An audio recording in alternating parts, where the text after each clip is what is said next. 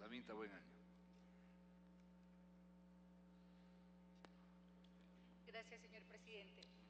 Quiero unirme a las felicitaciones que ha recibido la comisión por ese trabajo coherente y participativo que ha hecho y porque a partir de una ley inicial ha sacado una ley propia, una ley orgánica que protege los derechos de los servidores y servidoras públicas y que está en consonancia con el espíritu transformador, con el espíritu revolucionario de esta nueva Constitución.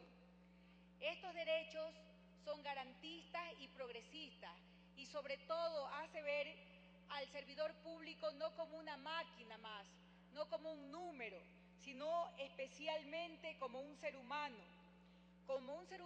al que hay que reconocerle todos los derechos, pero que también tienen todos los deberes. Sin embargo, esta ley, como hemos escuchado en todos estos debates, necesita algunos cambios, necesita ser perfeccionada. Inclusive, le escuchaba ayer una compañera que decía necesita cambios extremos.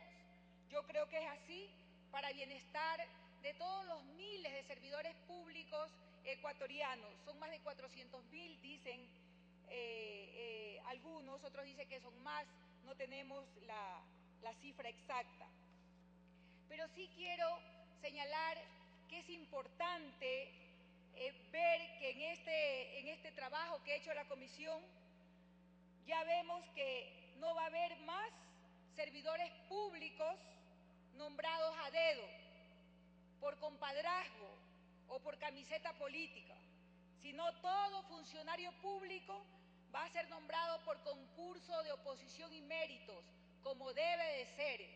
Es decir, van a ser escogidos siempre los que más se esfuercen, los que más se capaciten, los que más quieran entrar a trabajar y por lo tanto van a procurar mayor esfuerzo por ocupar esos puestos públicos. No va a haber más nepotismo, ese acto discriminatorio y excluyente que tanto daño hace a la administración pública.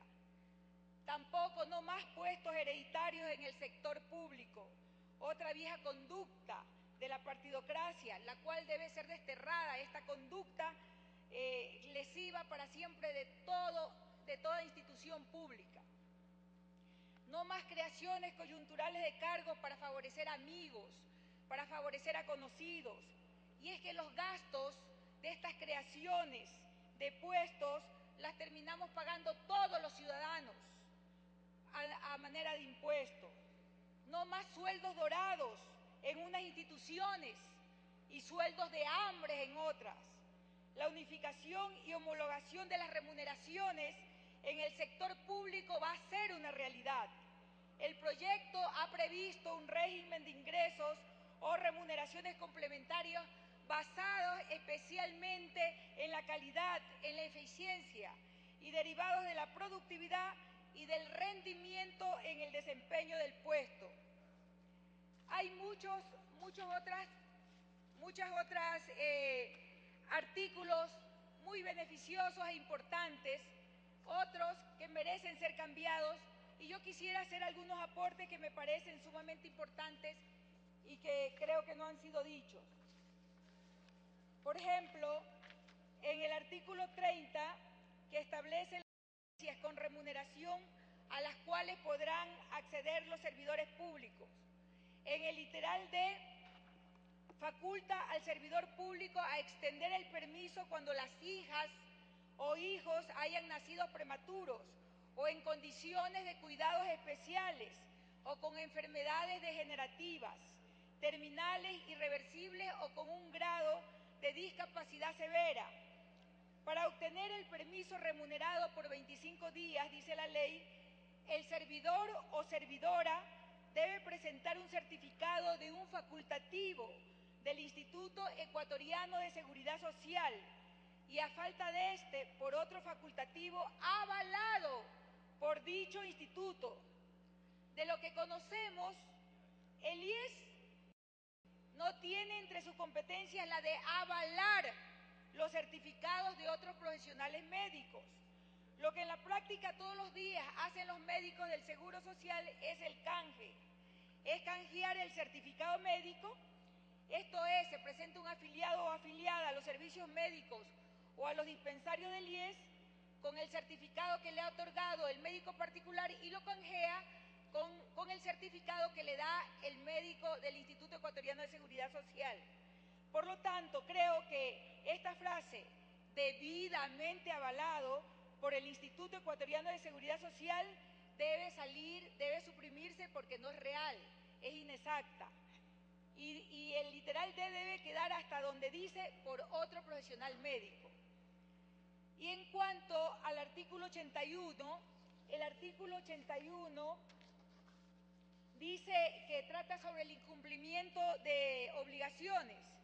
Dice, en caso de que la servidora o el servidor no cumpla con la obligación establecida en el artículo 79 de esta ley, haya reprobado en sus estudios o cese en sus funciones, la autoridad nominadora dispondrá el pago a favor de la entidad en un plazo no mayor a 60 días, previa liquidación del triple invertido por la entidad, más la indexación correspondiente en su capacitación. Me parece que en este artículo que trata sobre esta restitución de los valores, me parece que hay un abuso. Si se hace realidad, conllevaría un grave abuso de poder del Estado en contra de los servidores públicos, puesto que establece una devolución punitiva del triple de lo invertido, más la indexación correspondiente. Esta norma, de alguna manera, estaría estableciendo una especie de anatocismo, es decir, el cobro de intereses sobre intereses, por lo que yo sugiero que se cambie, porque en realidad es totalmente inconveniente e incluso inconstitucional.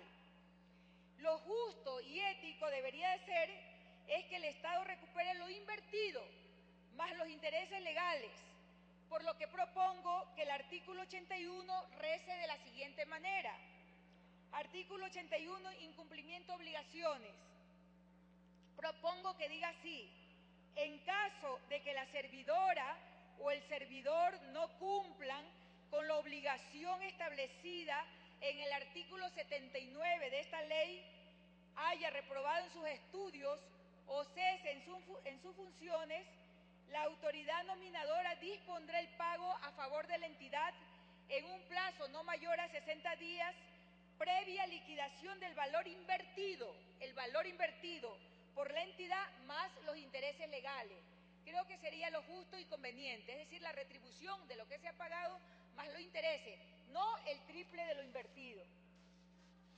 Y por último, considero, señora Presidenta, el artículo 6 que trata sobre el nepotismo, me parece que no está bien redactado, que hay una mala relación de la sintaxis y que podría conducir a ambigüedad, ¿no? Y me parece que debería decir así, por lo cual propongo que en el artículo 6, que habla sobre nepotismo, diga, más bien, también constituirá nepotismo cuando el acto ilegal beneficie o favorezca a personas vinculadas, en los términos indicados, a miembros de cuerpos colegiados de los que emanó dicho acto, quitándosele la frase del que sea parte la dignataria o dignatario, autoridad, servidora o el servidor. Me parece que va a ganar mucho en claridad. Y en el artículo 25, algo parecido. El artículo me parece que está mal redactado, que no se establece allí qué tipo de denuncias, que se debe, si es denuncia de corrupción, se debe decir denuncias de corrupción, porque el literal K del artículo 25 se debe establecer con mayor transparencia, con mayor claridad. Tiene un minuto, señora asambleísta. Gracias. El tipo de denuncia o qué contenido deben tener las denuncias. Por lo tanto, propongo que diga así, artículo literal K del artículo 25. El servidor público tendrá derecho a ser protegido y gozar de las garantías y derechos en los casos en que la servidora o el servidor denuncie motivadamente actos de corrupción en la institución pública para la cual preste su servicio o cumpla los deberes señalados en la presente ley. Solicito pues que en estos artículos haya mayor claridad en la redacción para que no conduzca a ambigüedades en su lectura. Gracias.